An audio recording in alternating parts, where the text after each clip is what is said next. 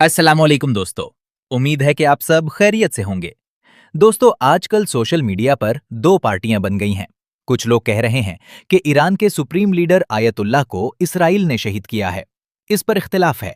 शिया हजरात उन्हें शहीद कहते हैं, जबकि बहुत से सुन्नी भाई कहते हैं कि वो शहीद नहीं थे बल्कि मारे गए थे।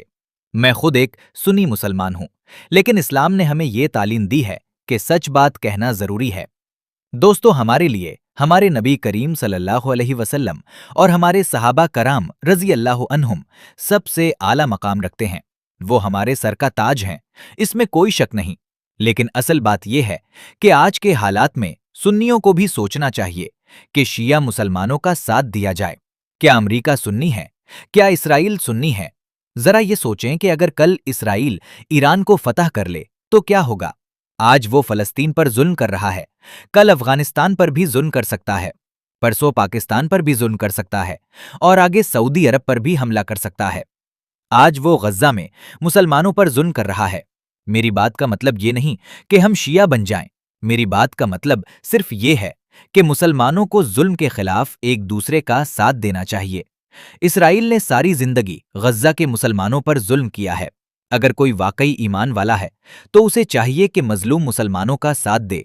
अगर आप इतने ही गैरतमंद और ईमान वाले हैं तो फिर गज्जा के जिहाद में क्यों नहीं जाते?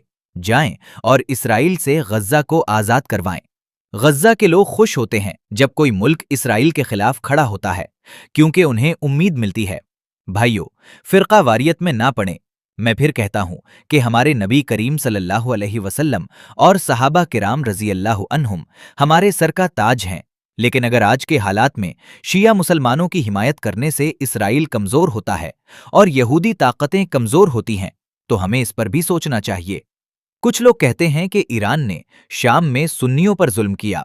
ठीक है, ये भी एक बहस है, लेकिन एक बात और भी देखें।